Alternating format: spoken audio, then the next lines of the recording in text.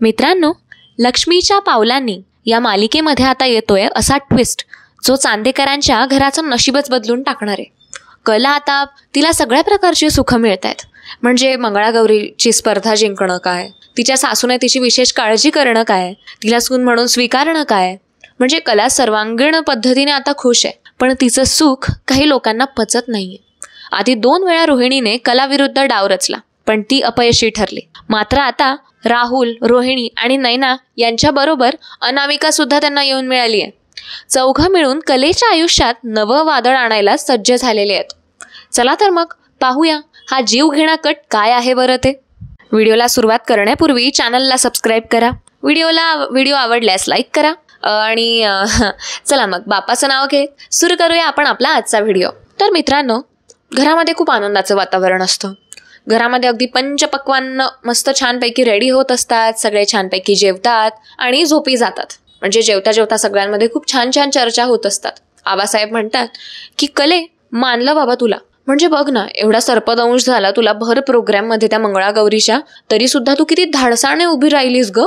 आणि पुन्हा तुझी तयारी होती की नाही आम्हाला नवीन ही फेरी खेळायची आहे. आणि म्हणजे तरी सुद्धा तुझी जिद्द होतीच स्पर्धा जिंकायची. तेव्हा कला म्हणते की अहो आबा, आता इथपर्यंत आलो होतो म्हटल्यानंतरून थोड्यासाठी कशाला जाऊ द्यायचं. तेव्हा अद्वैत म्हणतो, अगं पण तब्येतीची तर काळजी करायची, तू तर विचार करायचा. तू तर कमालच आहेस खरे. मला काहीच कळत नाही बाबा तुझं काय चाललंय आणि काय नाही ते. त्यात आबासाहेब म्हणतात की कला पक्क्या निश्चयाची आहे, दृढ निश्चयाची आहे. त्यामुळे ती गोष्टी एवढ्या सोप्या पद्धतीने जाऊ नाही देत. तितक्यात सरोज म्हणते, अगदी बरोबर बोललात आबा. मला कलामधली हीच खासियत खूप जास्त आवडते. कला एवढ्या सोप्या पद्धतीने गिवअप करतच नाही. ती शेवटपर्यंत जिद्द आणि चिकाटीने गोष्टी ठरवलेल्या आहेत त्या करतेच. आता कलाचं खूप तोंड भरून कौतुक होत असतं आणि या कौतुकामागे अनामिका, रोहिणी, नैना सगळ्या जळत असतात. आणि तिघही जळत असतात कारण तिघांचं पण एवढं कौतुक होत नसतं. त्यातल्या त्यात कलामुळे त्या दोघं, म्हणजे कला एकटी हायलाईट होते आणि कलामुळे त्या तिघींचंही नाव घरामध्ये नसतं. त्यामुळे आता त्यांचा जळफळाट होत असतो. त्यामुळे आता सगळ्यांची जेवणं झाल्यानंतरून सगळे जेव्हा झोपी जातात तेव्हा आता अर्ध्या रात्री जेव्हा सगळे अगदी गाढ झोप येते हे ओळखत आता म्हणजे वाड्याच्या मागचा भाग, जो त्यांचा बंगला आहे चांदेकरांचा, त्याच्या मागच्या भागात आता एका खोलीत दिव्याचा मंद उजेड आणि 4 जण बसलेले असतात. आता ते 4 जण कोण आहेत? अर्थातच रोहिणी, अनामिका, राहुल आणि नैना. राहुलला तर सध्या घरात एंट्री नाहीये, पण राहुल घराच्या बाहेर राहून घरामध्ये कारस्थानं रचतोय, घरातले सूत्र सांभाळतोय. कारण ऑब्व्हियसली त्याचे कामं करणारे आहेत रोहिणी, नैना आणि आता तर अनामिकाची सुद्धा भर पडलेली आहे. तेव्हा आता चौघांचा काहीतरी प्लॅन शिजत असतो आणि तो प्लॅन शिजत असताना आता राहुल म्हणतो, अनामिका तू अगदी उत्तम काम केलंच आज. पण ठीक आहे, आपलं बॅड लक की ती कला वाचली, मेली नाही. थोडा वेळ अजून जर त्या डॉक्टरला झाला असता तर डेफिनेटली कला मेली असती. कधी मरते असं झालंय मला. तेव्हा आता रोहिणी म्हणते, हो ना, तिच्यामुळे तुला जेलमध्ये जावं लागलं. अरे ती जेव्हापासून या घरात आली आहे सगळ्यांचं जगणं तिने मुश्किल करून टाकलंय. तेव्हा आता अनामिका म्हणते, ऑब्व्हियसली बाकीचे कोणी तर हायलाईट पण होत नाही. तितके आता नैना म्हणते, तुमचं सोडा, माझी तर ती बहीण आहे, तरी सुद्धा मला ती आवडत नाही. कारण आधीपासूनच तिचं काही ना काही असंच असायचं. मी घरामध्ये मोठी आहे तरी सुद्धा सगळे तिचंच कौतुक करायचे. म्हणजे सारखं मला डॉमिनेट करायला बघायची ती तिच्या कौतुकाने. कारण तिची स्वतःची तर काही हिंमत नव्हती मला डॉमिनेट करायची. सारखं आपलं मला माझ्या चुका दाखवून देत असते. बाबा मला तर नाही बाबा, मी तिला धडा शिकवल्याशिवाय आता गप्प बसणार नाहीये. तिला असा धडा शिकवेल ना की मग मी विसरूनच जाईल की ती माझी बहीण आहे. आता चौघांचा नवीन काहीतरी प्लॅन शिजू लागतो. रोहिणी आता अगदी कुत्सितपणे अनामिकाला म्हणते, आणि 1 मिनिट, पुढे गोष्ट काही नेण्याआधी मला विचारायला आवडेल की अनामिका तू इतक्या लवकर आमच्यात कशी काय सामील झालीस ग? खरं कारण काय आहे मला जरा कळेल का? नक्की आमच्यात सामील आहेस ना की त्या कलाला जाऊन मिळालेली आहेस आणि आमचे प्लॅन तिकडे लीक करणार आहेस? काय विषय काय आहे आणि विचार काय तुझा? बरं, आम्हा तिघांचं मोटिव्ह तर आधीपासूनच फिक्स होतं. तू नंतर आलीस, नंतर चांगली राहायला लागलीस, पण सडनली तुझं असं मत का बदललं कलाला घेऊन? आधी तर खूप वहिनी करायचीस तिला, आता काय झालं तुला? तेव्हा आता अनामिका अगदी हसत आत्मविश्वासाने बोलू लागते की मला व्हायचं होतं सामील, पण मी अगदी योग्य वेळ शोधत होती. मला असं वाटायचं की या घरामध्ये असे सापळे वगैरे रचणारी मी एकटीच असेन. कारण मला आधीपासूनचीच इच्छा होती सोहमला बरबाद करणं, त्याचबरोबर कला वहिनीला सुद्धा बरबाद करणं. वहिनी कसली त्या कलाला सुद्धा बरबाद करणं. कारण सोहमवरून मला सारखं सारखं ती लेक्चर देत असायची. माझ्या चुकांवर पांघरून घालणं सोडलं आणि माझ्या चुका उजेडात घेऊन यायची. यावर आता नैना म्हणते, म्हणजे सोहमला तू असं का बोलतेस? तेव्हा आता लगेच अनामिका तिचं सत्य सांगू लागते. अनामिका म्हणते, तुम्हाला काय वाटलं? सोहम आणि माझ्यात काय ॲक्च्युअलचे भांडणं चालले आहेत का? किंवा सोहम असा उगाच दारू प्यायला लागलाय का? सोहमला दारू पिण्यासाठी मी भाग पाडलेला आहे. आमचा एक कॉलेजचा मित्र आहे ना निलेश, त्याला मी पैसे देते त्या कामासाठी आणि तो त्याला व्यसनाधीन करतोय हळूहळू. माझा प्लॅन तर तोच आहे की एकदाच सोहम पूर्ण वाया चालला जायला पाहिजे. हा सगळा प्लॅन मी ठरवून करते. सो मला असं वाटायचं की हे सगळं घरात कटकारस्थानं रचणारी मी एकटीच असेन. हेच अद्वैत दादाने जेव्हा राहुलचं सत्य सगळ्यांसमोर आणलं तेव्हा मला कळलं की मी एकटी नाही, माझ्या बरोबरीने भरपूर लोक आहेत. तितक्यात आता नैना म्हणते, पण अगं राहुलबद्दल कळलं ना तुला? आम्ही दोघींबद्दल थोडी कळलेलं होतं. तेव्हा अनामिका म्हणते, या प्रश्नाचं उत्तर तुझ्या प्रश्नामध्येच आहे नैना. म्हणजे सोपं आहे. राहुल चुकीचा आहे, राहुल दादा चुकीचा आहे हे मला कळलं होतं आणि मी त्याला जाऊन मिळाली होती, बरोबर? सो मी त्याला जाऊन जेव्हा मिळाली तेव्हा आमच्यात गोष्टी झाल्या आणि त्या गोष्टीतून मला बाकीच्या इतर गोष्टी क्लिअर झाल्या की तुम्ही दोघं सुद्धा राहुलला सामील होतात म्हणून. मला राहुल दादानेच सांगितलं हे सगळं आणि एका हिशोबी ते चांगलंच आहे ना, यात वाईट काय आहे? तितक्यात आता रोहिणी म्हणते, आणि सोहमचं काय म्हणत होतीस? सोहमच्या वाईटावर का उठतीयस तू? म्हणजे तुझा तर सुखी संसार आहे ना? तेव्हा आता अनामिकाच तिचं ते रहस्य उलगडू लागते. अनामिका म्हणते की कॉलेजमध्ये असताना सोहमने मला काही कमी त्रास दिलेला नाही आहे किंवा कमी रडवलेलं नाही आहे. तो माझ्या भावनांशी खेळलेला आहे आणि कॉलेजमध्ये असताना किती तीळ मरली आणि किती तीळ मी माझा जीव गमावलेला आहे हे फक्त मलाच माहिती. सो माझं ते वय मी अगदी डिप्रेस होऊन घालवलेलं होतं. मग त्याचं हे वय मी का चांगल्या पद्धतीने जाऊ देऊ? त्याची पूर्ण मॅरिड लाईफच स्पॉईल करून टाकायची आहे मला आणि म्हणून मी त्याला ठरवून त्रास देते. आणि मला यासाठी एक चांगला मोहरा हवा होता म्हणून मी आमच्या कॉलेजचा मित्र निलेशला पकडलेलं होतं. निलेश आता त्याला बाहेर घेऊन जातो, दारू पाजतो, मध्ये मध्ये डिस्टर्ब करून टाकतो, त्याच्या डोक्यात त्या गोष्टी बिंबवतो की तू चांगला नवरा नाही आहेस. म्हणून आता सोहम त्याच गोष्टींमुळे डिप्रेस असतो पूर्णपणे. काही खरं नाही आहे त्याचं. मला त्याला पूर्णपणे बर्बाद करून टाकायचं आहे आणि चांदेकरांची प्रॉपर्टी हडपायची आहे. त्यालाच नव्हे तर अख्ख्या चांदेकरांना धडा शिकवायचा आहे मला. आणि मला हे कळलं होतं की चांदेकरांचं वाईट करण्यासाठी चांदेकरांपैकी कोणीच येणार नाही. त्यासाठी मला बाहेरचाच व्यक्ती बघावा लागेल. शेवटी काय, खडतरे झाले ना माझ्या मदतीला. तेव्हा आता ते चौघही असू लागतात. राहुल सुद्धा आता हसत हसत म्हणतो की वा वा वा, म्हणजे आता तू पण आमच्यासारखीच झालीस तर. तेव्हा आता अनामिका म्हणते, अर्थातच तुमच्यासारखी झालीच नाही, मी आधीपासून अशीच होते, पण बाहेर यायला मला जरा वेळ लागला. रंग बदलायला पण वेळ लागतो ना. तेव्हा नैना म्हणते, अगं तू कसली आहेस गं, म्हणजे सरड्यापेक्षाही फास्ट रंग बदलणारी असतो अनामिका, कळतंय तुला? तेव्हा अनामिका म्हणते, ते तर माझ्यात आहेच. आणि शेवटी म्हणायला गेलं तर असली हिरे की परख जोहरी कोई होती आहे, असं आता अनामिका सांगते. तेव्हा राहुल म्हणतो, म्हणजे तो जोहरी मीच, राईट? अनामिका म्हणते, अर्थातच तूच. आता नैना म्हणते, मग ते सगळं ठीक आहे, आता तुमचे हे कौतुकाचे धडे झाले असतील ना तर आपण पुढच्या प्लॅनकडे वळूयात. पुढचा डाव काय आहे आता? तेव्हा अनामिका अगदी हळू आवाजात बोलते, कलेचा आनंद. कलेचा आनंद हाच आपल्या प्लॅनचा केंद्रबिंदू आहे आता. तेव्हा रोहिणी म्हणते, म्हणजे अगं एवढ्या दिवसांपासून आम्ही तेच करतोय, तिचा आनंद हिरावून घेणं, पण काय जमतंय आम्हाला? काहीच होऊन नाही राहिलंय. उलट गोष्टी जास्त बिघडत आहेत. गोष्टी सगळ्या कलाच्या फेवरमध्ये होत आहेत आणि आमच्यावर सगळं उलटं पडतंय. बघितलंस ना तू काल परवा काय झालं ते? त्याचबरोबर आता मंगळागौरीच्या खेळामध्ये काय झालं ते तर तुझ्या समोरचा विषय होता, बरोबर ना? तेव्हा अनामिका म्हणते, चिल, रिलॅक्स, करूयात आपण प्लॅन. माझा आणि राहुल दादाचं ऑलरेडी यावर बोलणं झालं आणि आमच्यात ऑलरेडी प्लॅन शिजलेला आहे, ऑलरेडी आमचा प्लॅन झालेला आहे. तेव्हा आता रोहिणी आणि नैना दोघंही अवाक झालेले असतात. कुठेतरी त्यांच्या मनात बारीकशी जेलसी होत असते अनामिकाला घेऊन की अनामिका आपल्यापेक्षा 2 पावलं पुढे निघाली, आपल्यापेक्षा लहान असून. तेव्हा आता रोहिणी म्हणते की ठीक आहे, बस आता सारखं सारखं राहुल दादा आणि माझा प्लॅन नको करूस. आम्हालाही तेवढं कळतं, पण आम्हाला वेळ नाही मिळत राहुलशी प्रॉपरपणे बोलायला, कारण आमच्यावर नजर कायम असते, त्या सरोज वहिनीची, त्यानंतरून त्या कलाची, म्हणून आम्हाला काही जमत नाही. आणि तुझ्यावर कोणाचंच लक्ष नसतं. सच्चाईची मूर्त आहेस तू घरामध्ये, सगळ्यांचा विश्वास असतो तुझ्यावर. तेव्हा आता अनामिका म्हणते की बास पुरे ओ रोहिणी आत्या, आता ऐका आत्या, तुमचे दोघंही प्रयत्न फसलेले आहेत, पण हा तिसरा डाव अगदी यशस्वी होणारच. तेव्हा आता रोहिणी म्हणते, कसं काय?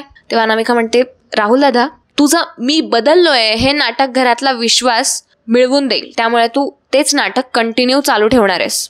आणि त्याचाच आपल्याला फायदा घ्यायचा आहे. तेव्हा रोहिणी अगदी खिदळत म्हणते की अच्छा या गोष्टीमुळे कलेचा आनंद बरबाद होणार आहे का? ऐक ना, जरा मुद्देसूद गोष्टी करशील का अनामिका?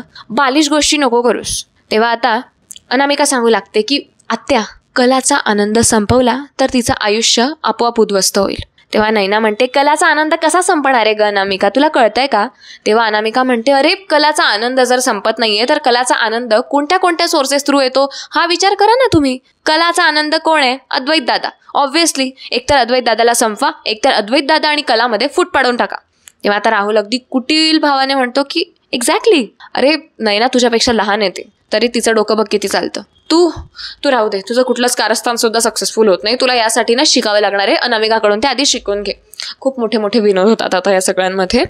त्यानंतर आता राहुल अगदी कुटील भावाने म्हणतो की एक्झॅक्टली आपल्याला हेच करायचंय. मी घरात अगदी देवमाणसासारखा वागेन, पण आतून कलेचं आयुष्य मला नरक करून टाकायचंय.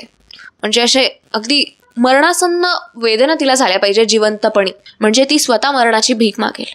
तेव्हा आता नैना ईर्षेने म्हणते हो, कला जोवर सुखी आहे ना तोवर आपल्याला काहीच मिळणार नाही आणि प्रॉपर्टी तर दूरच राहिलं. चांदेकर काही एवढे सोपे वाटत नाही. चांदेकर दुनियाभरचे कठीण आहेत. एवढं सोपं नाही आहे हे सगळं. त्यामुळे आता कलेच्या आनंदावर घाव घालावा लागेल आपल्याला. कलेच्या आनंदावर म्हणजे नक्की काय करायचं आता पुढे? तेव्हा रोहिणी म्हणते की एकाएकी अद्वैतवर जर पुन्हा आपण काही केलं तर ऑब्व्हियसली पहिला संशय राहुलवरच जाईल. त्यामुळे हळूहळू आता कलाचं डेली बिहेवियर कसं काय बदलेल, तिचं रोजची वागणूक तिची कशी काय बदलेल याचा आपल्याला विचार करायला हवा आणि यावर आपल्याला काम करायला हवं. तेव्हा आता या चौघांचा काहीतरी कट शिजतो. सगळेजण अगदी हातात हात मिळवतात. म्हणजे असा एकदम प्लॅन किंवा नाही सक्सेसफुल होणार आहे, असं होणार आहे, तसं होणार आहे, फुल फॉर्ममध्ये असतात सगळे. तेव्हा आता अनामिकाच्या डोळ्यात धगधगती ज्वाला दिसत असते. अनामिका म्हणते की हा डाव यशस्वी झालाच पाहिजे. या घराची प्रत्येक गोष्ट माझ्या हातात असणार आहे आता इथून पुढे आणि मी तसंच कंटिन्यू करणार आहे. तेव्हा आता हळूहळू बाहेर कोणीतरी, म्हणजे हे जेव्हा सगळं बोलत असतात तेव्हा बाहेरून कोणीतरी त्यांचं हे बोलणं ऐकत असतं. कदाचित हे बोलणं रजनी किंवा सरोज ऐकत असावी. म्हणजे कदाचित कोणीतरी बाहेरून हालचाल होत असते आणि कोणीतरी त्यांचं बोलणं ऐकत असतं. आता थोडक्यात म्हणायला गेलं तर या चौघांचाही कट तयार झालेला आहे. पण या गोष्टीचा म्हणजे थोडं तरी भाग ऐकणारी रजनी आणि सरोज हे गुपित घरात उघड करतील का? काय वाटतं? की वेळच निघून जाईल? आता तेच आपल्याला पुढे आणखीन कळणार आहे. बरं, बाय द वे, तुम्ही एक गोष्ट बघितलीत का? तुम्ही आपला व्हिडिओ इथपर्यंत बघितलात? बरं, आता इथपर्यंत तुम्ही व्हिडिओ बघितलाच आहे तर चॅनलला सबस्क्राईब करा. आणि इथपर्यंत व्हिडिओ आलाय, व्हिडिओमध्ये काही आवडलं असेल तर व्हिडिओला लाईक पण करा. अहो काय जाणार आहे एक लाईक करायला किंवा चॅनलला सबस्क्राईब करायला. जर तुम्ही नाही केलं ना तर तुमच्या स्वप्नात येऊन तुम्हाला झपाटेल मी. चला तर मग वळूया आपल्या पुढच्या भागाकडे. सो आता घरातला उत्सव आणि एक मोठा धक्का बघायला आपल्याला मिळणार आहे. हा सगळा प्लॅन जेव्हा शिजतो तेव्हा दुसऱ्या दिवशी घरात पूजा आणि मंगलमय वातावरण असतं. पूजा कसली? अर्थातच पौर्णिमेचा दिवस असतो, सत्यनारायणाची पूजा असते आणि घरामध्ये वातावरण अगदी मंगलमय असतं. आणि पूजेचा मान, विशेष म्हणजे पूजेचा मान कला आणि अद्वैतला मिळालेला असतो. कला आणि अद्वैत अगदी मनोभावे आनंदाने पूजा करत असतात. पण रोहिणी आणि अनामिकाच्या चेहऱ्यावर अगदी कारस्थानी हसू आलेलं असतं. म्हणजे इथेच काहीतरी त्यांचा प्लॅन शिजलेला आहे आणि कला आणि अद्वैतला दोघांनाही काहीतरी आता त्यांना एकतर जीव घ्यायचा आहे त्यांचा दोघांचा, एकतर त्या दोघांमध्ये फूट पाडायची आहे. सो दॅट काइंड ऑफ म्हणजे असाच काहीतरी प्लॅन अनामिका रोहिणीचा असतो आणि त्यांच्या डोक्यात ते चाललेलं असतं. म्हणून त्यांच्या चेहऱ्यावर कारस्थानी हसू येत असतं. तर रोहिणी अगदी मनोमन विचार करत असते, हसून घे कला, आनंदाने पूजा करून घे. कदाचित ही पूजा तुझी शेवटचीही असू शकते. कला, तुझा हसरा चेहरा जास्त दिवस टिकू देणार नाही ही रोहिणी खडतरे, याद राख. रोहिणी मनोमन हे सगळं बोलत असते कारण तोंडावर बोलण्याची तिची हिंमत नसते. घरातून हकलून देतील तिला जर ती असं काही बोलली तर. म्हणून ती आता मनोमन दातमिठ्या खात हे सगळं संतापात बोलत असते. तितक्यात आता सत्यनारायणाची पूजा असते आणि राहुल आता घरामध्ये येतो. राहुल बाहेरून बदललेला स्वतःला भासवतो सगळ्यांमध्ये, सगळ्यांसोबत प्रेमाने बोलतो, पण आतून कट रचत असतो. म्हणजे काय असतं ना ते मुमे ना काय असं म्हणतात बघा, म्हण एक, मुमे राम बगल में छुरी. सो तसंच काहीतरी भावना घेऊन तो तिथे आलेला असतो घरामध्ये. आता राहुलला घरात आलेलं बघून कोणीच खुश नसतं, सगळे नाखुश असतात. पण राहुल अगदी बदललेला असं दाखवत असतं आणि सगळ्यांबरोबर प्रेमाने बोलण्याचा प्रयत्न करत असतो. आता सगळे त्याला अवॉइड करत असतात, इग्नोर करत असतात. तेव्हा रोहिणी आता त्याच्यासाठी स्टँड घेते आणि म्हणते की मीच बोलवलंय राहुलला. आज घरामध्ये सत्यनारायणाची पूजा होती आणि तोही आपल्याच घरातला एक भाग आहे, एक सदस्य आहे, म्हणून मी त्याला बोलवून घेतलं. आणि आता राहुल बदललाय, भरपूर गोष्टी आहेत त्याच्या ज्या बदललेल्या आहेत, म्हणून मला असं वाटलं की त्याला घरी बोलवणं योग्य असेल. मी काही चुकीचं केलंय का डॅड? तेव्हा आबासाहेब म्हणतात, तो जर बदलणार असेल तर वेल अँड गुड, खूप चांगली गोष्ट आहे. पण खरंच तो बदलणार आहे का? म्हणजे तू त्याची आई आहेस, तुला ते चांगल्या पद्धतीने कळेल. तितक्यात सरोज पण म्हणते, अगदी बरोबर बोललात आबा तुम्ही. रोहिणी, अगं तू त्याची आई आहेस हे तुझ्यापेक्षा जास्त कोणाला माहीत असणार आहे. नक्की बदललेला आहे ना तुझा राहुल, की अजूनही मनामध्ये काही कारस्थान घेऊन आला या घरामध्ये पुन्हा माझ्या मुलाला त्रास द्यायला? तेव्हा रोहिणी म्हणते, वहिनी तो खरंच बदललेला आहे. मी एवढे दिवस त्याला ही शिक्षा केली, त्याने त्याच्यात बदल झालेले आहेत आणि तोच मला म्हणाला की आई मी सुधारलोय, मला एक संधी हवी आहे. आता संधी देणं आपलं काम आहे, बदललेला तो आहे. तेव्हा आता सगळे रोहिणीचं ऐकतात, कारण घरामध्ये पूजा असते, मंगलमय वातावरण असतं, कोणाला ते वातावरण खराब करायचं नसतं.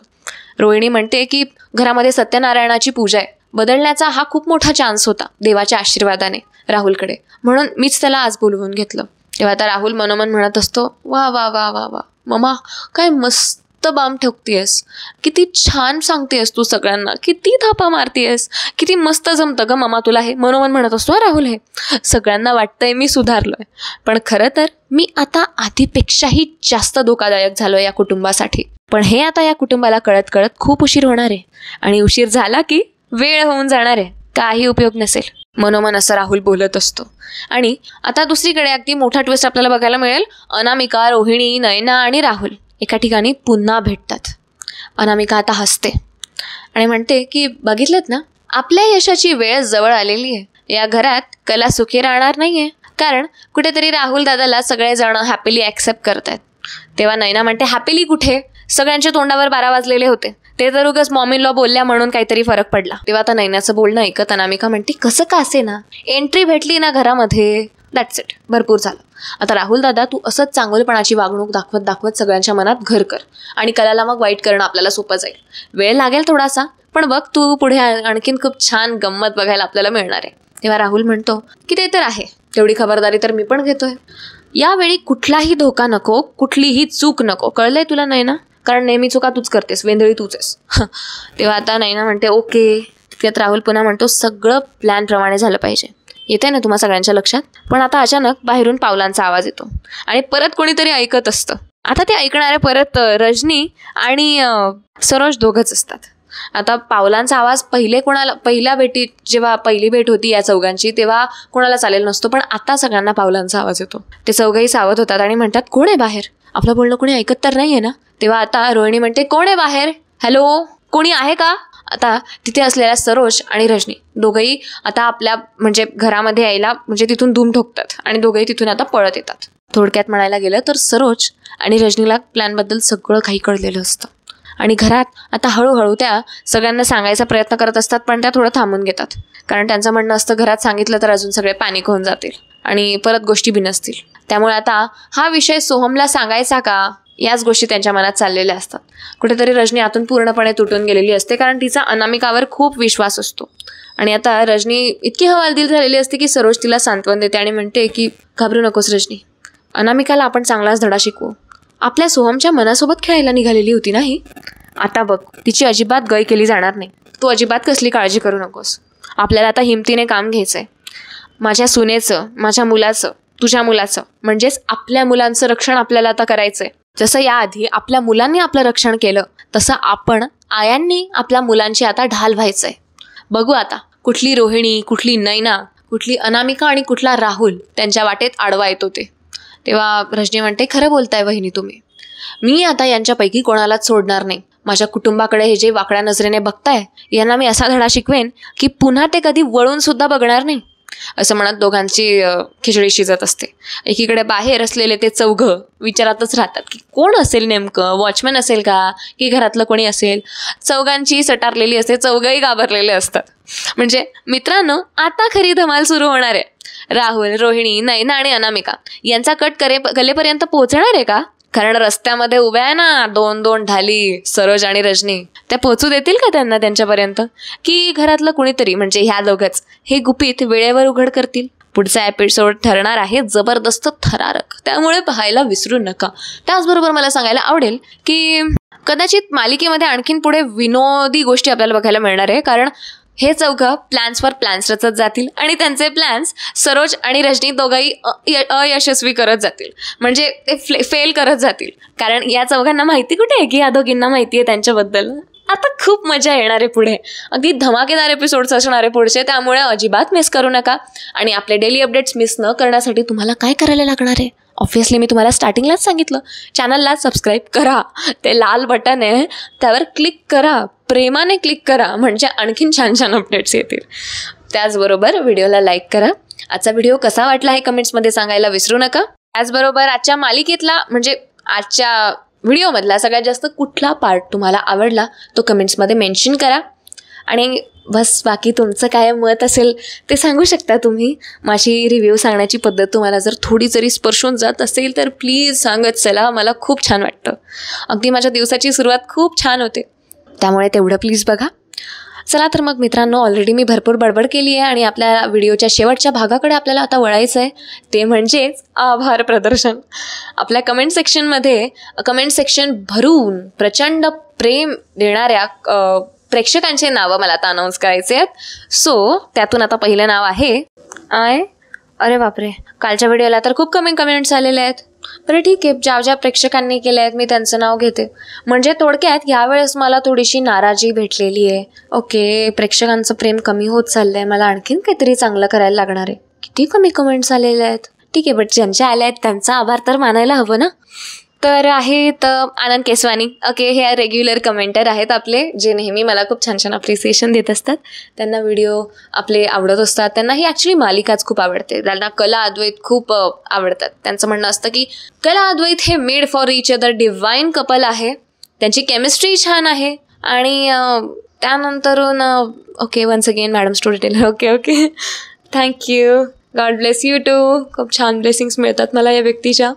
मला जर यांना भेटण्याची एक जरी संधी मिळाली ना तर मी भेटून यांना खूप म्हणजे असं आभार व्यक्त करणार आहे. इतके छान त्यांचं म्हणजे ॲप्रिसिएशन असतं. त्यानंतर आहे रेणुका अदमाने. त्यांचं म्हणतं आहे राहुल, रोहिणी, नैना आणि ती अनामिका यांना एपिसोडमध्ये पाहूसुद्धा वाटत नाही आहे. काय लावलं आहे यांनी? या चौघांमुळे खूप बोर होत आहे. ओके, हा खरंच आहे. हे चौघं खरंच खूप त्रास देत आहे कला अद्वैतला. ओके, ललिता देशमुख आहेत. त्यासुद्धा म्हणताय अनामिकाला आता मालिकेमधून बाहेर काढा. काजलला सोहम बरोबर झाली पाहिजे. मित्रांनो, खरं सांगा, म्हणजे आता आपल्या प्रेक्षकांपैकी कोणाकोणाला असं वाटतं की सोहम आणि काजलची जोडी एकत्र आली पाहिजे? म्हणजे कमेंट्समध्ये सांगा हां. त्यानंतर आहे नितीन शिंदे. ते म्हणतात खूप छान. Okay thank you. त्यानंतर आहेत अंजली खरात, चंदा कदम, या पण आपल्या रेग्युलर प्रेक्षक आहेत. सुशीला मस्के या पण आपल्या रेग्युलर आहेत. त्यानंतरून त्या म्हणतात की तुमच्या आवाजात ऐकायला आवडतं. थँक्स, मला पण तुमच्या आलेल्या कमेंट्स वाचायला आवडतं. त्यानंतरून आहेत प्रगती माळी. त्यांना पण कालचा भाग आवडलेला आहे. त्यानंतरून तुम्ही डोळ्यापुढे सिरियल उभी करता. Oh my God, thank you.